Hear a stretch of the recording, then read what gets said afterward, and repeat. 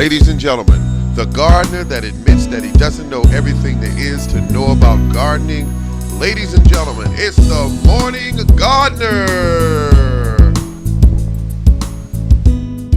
Hello, ladies and gentlemen, it's the Morning Gardener, and I'm here to tell you today that it's a beautiful spring day. A lot of my trees are showing some blossoms, and I'm going to take you for a tour around on the yard and let you see what's going on. It's here. I mean, spring is here. The orchard is still real young, but I'm going to take you for a little tour. Right here, I'm going to start here.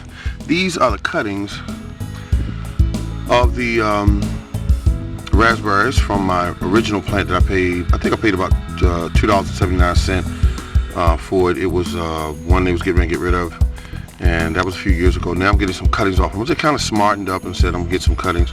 Instead of throwing the cuttings away, I will cut them up and I'll make new plants. So far I see that's turning green, which means that they are developing roots. 1, 2, 3, 4, 5, 6 total so far that I see that roots. And also here we have 1, 2, 3. So all of these plants were free. We have some grapevines here that are budding up. They're just cuttings that were taken this fall, and they are budding out so that I will use some of those and some of them will be sold. And we'll go from there. That's how we're going to do it. Over here, peach trees are getting their blossoms on them. And didn't produce a lot on this Georgia peach tree here, but keep in mind all these trees are young. All of them are young, so I'm trying to understand why they're behaving like they are. See, the blossoms are not all over the tree. It's just that they're in certain locations, which is at the top of the branches. I think those are branches that didn't produce anything last year. But this tree will be cut back hard next year. That's what we're going to do. Then we got the little small kiwi plant. And this time we won't let the cats get a hold of it. We'll let it grow out like it should. And we're going to keep it potted up. That's my decision.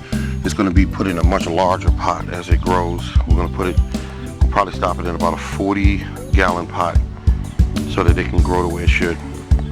And then we got this one here from last year. If you remember it, it was just a stick when it came here in the mail. That's what it was. It was just a stick. And here we got the Stella. This is a stellar cherry. It's doing pretty good. I'm just showing you everything in the garden that's going to grow food, and this is how you want to do it. This is a cutting again. It's almost 3.5 feet tall, and this is a free plant. This is the plant I purchased here. I paid about $21 for this plant. Cut it back real hard this year. It's going to really bush out this year, real nice. So that's something that's a good deal. This right here is Alberta peach. It's starting to green up a little bit. I was concerned about it until I came out this morning, saw the green, so this was going to be fine. Lots of peaches are in my yard. This right here was put in here last year as well. This is a tortellini cherry tree, so that's going to be fine. All of my trees are dwarfs, by the way. And right here are my plants that I'm going to be adding to my garden. And you have everything here from peppers to tomatoes to onions, even a couple okra plants are grown in bulk. And this here, I'm going to put these, I had them out for a while, so I'm going to put these back in the house. Just want to harden them up a little bit. This is asparagus. That's what these are. Okay. All of this here is garden space for my vegetables this year. And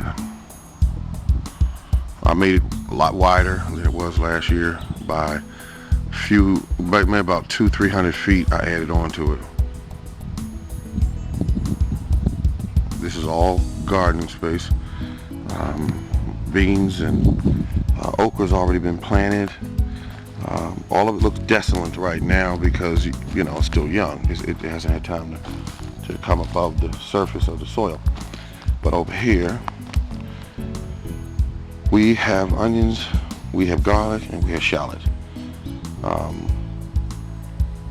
Some of them are actually cuttings of onions that I bought from the grocery store, and just cut the bottom part of the onion off and put it root side down in the soil, and I'm going to grow onions from that as well.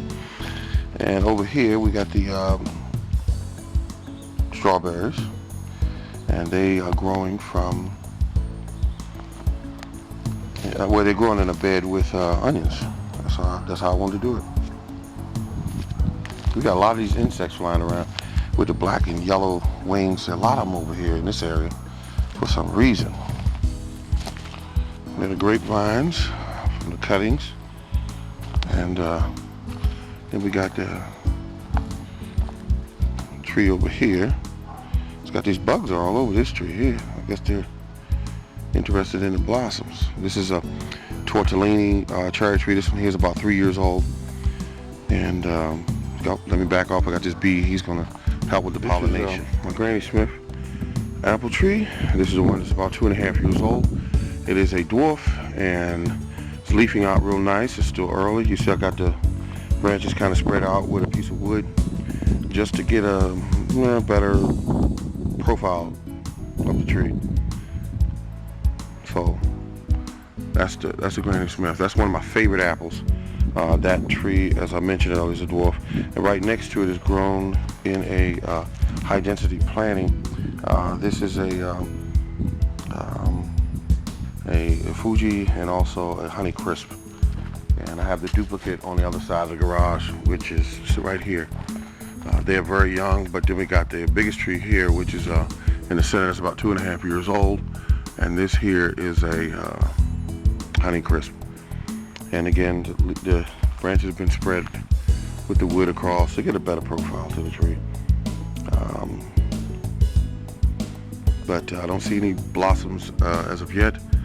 I don't know if I'll get in this year or not, but the tree is in absolute perfect health. It's a beautiful tree.